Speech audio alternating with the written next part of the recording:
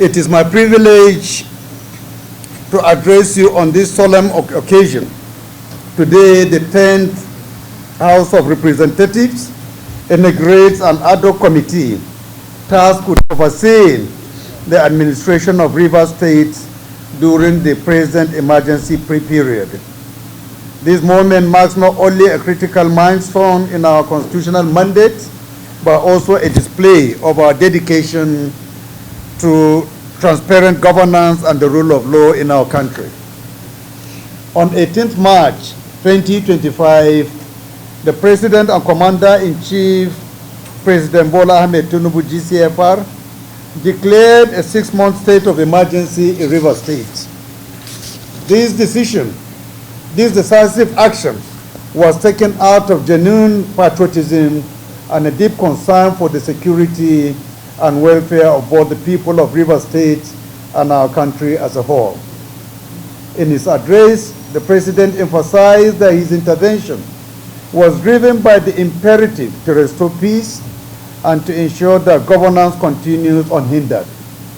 His declaration was based on the provisions of Section 305 of the Constitution of the Federal Republic of Nigeria 1999 as amended, and followed careful deliberation in the face of grave crises threatening public order.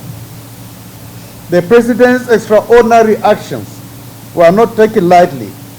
They reflect a profound sense of duty, a responsibility, and a recognition that when democratic institutions falter, decisive action is necessary to protect the interests of the nation.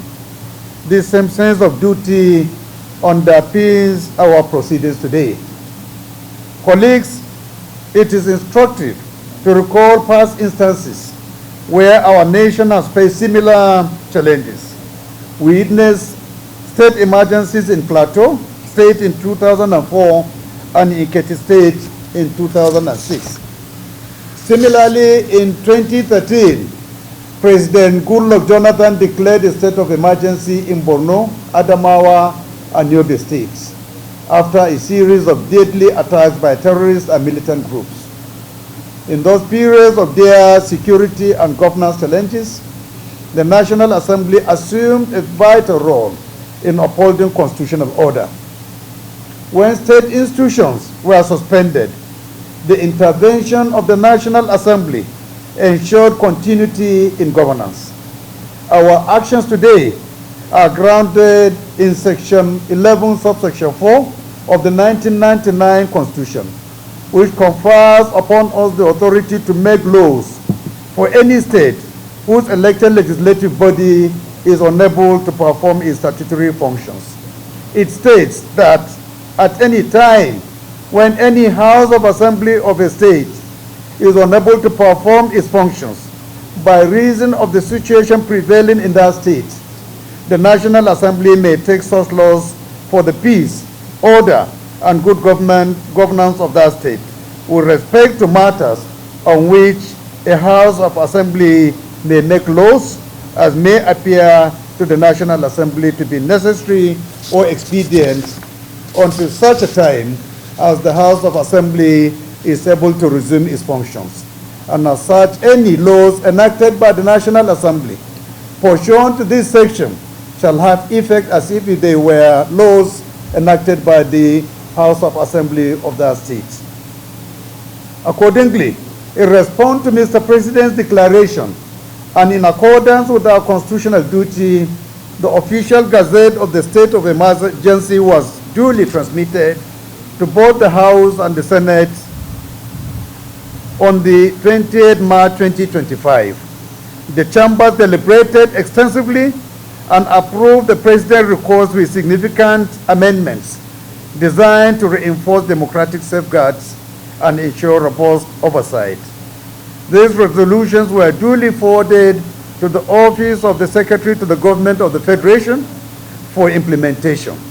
The certified true copies of these will be made available to the committee after this inauguration. It is paramount to note that the current administration in Rivers State is inherently temporary. with the suspension of the state governor, Mr. Siminalayi Fubara, and the entire House of Assembly, a caretaker administration has been installed under the stewardship of Rear Admiral Ibok Ite Ikwe Ibas, retired. His role is strictly circumscribed as he is charged with maintaining law and order and ensuring that the basic functions of governance are met only until full democratic governance is restored. The administrator is required to operate with the highest levels of transparency and accountability, reporting directly to the National Assembly on all matters that pertain to the peace, order, and good governance of the state as prescribed by the Constitution. Today's inauguration of the 21-member Ad-hoc Committee on Rivers State reaffirms our constitutional commitment to transparent governance. Empowered by Section 5 of the State Emergency Rivers State Proclamation 2025 and pursuant to Section 11, subsection 4 of our Constitution, this committee has a clear and non-partisan mandate. Its purpose is to monitor the implementation of the federal directives and policies in Rivers State, ensure that the caretaker administration adheres to the laws and protect the public interest while facilitating the re-establishment of full democratic governance in the state. The sensitivity and gravity of this assignment cannot be overemphasized.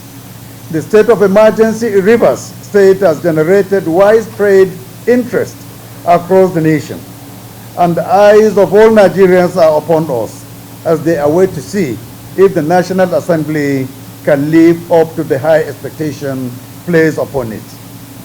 Therefore, the task before this committee is not routine. It is a mission of national significance that will serve as a litmus test for our commitment to democratic principles and constitutional governance.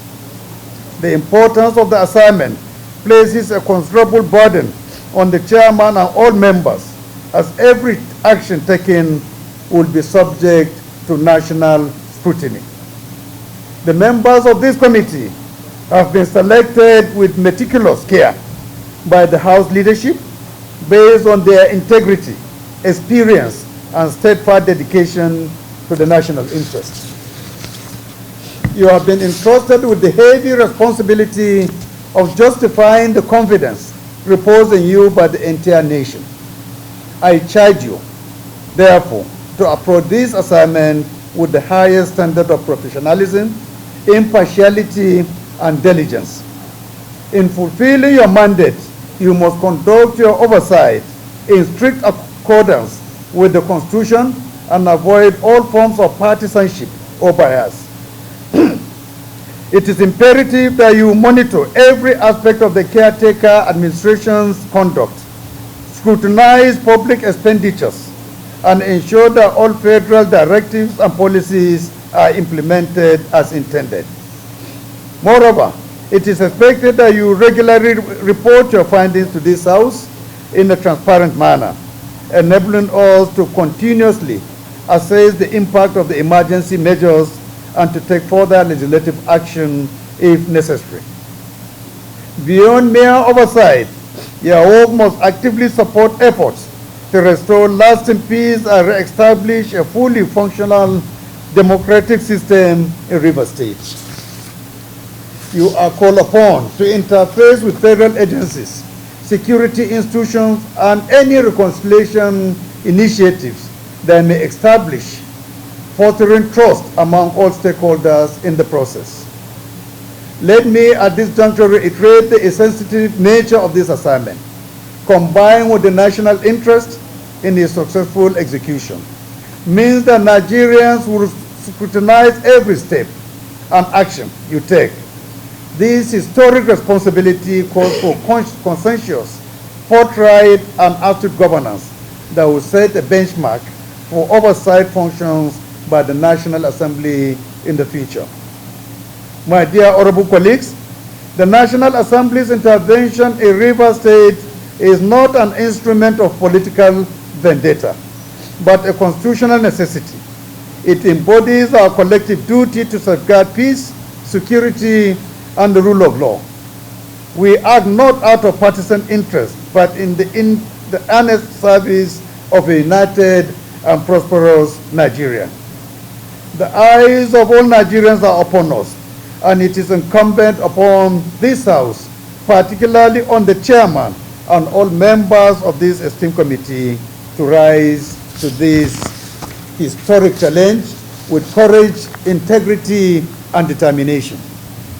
It is now my solemn duty and distinct honor to officially inaugurate the House Ad-hoc Committee to Oversight Rivers State. I encourage you to perform your responsibilities with dedication and integrity, worthy of state men and women. Thank you, and may God bless Rivers State. May God bless the Federal Republic of Nigeria.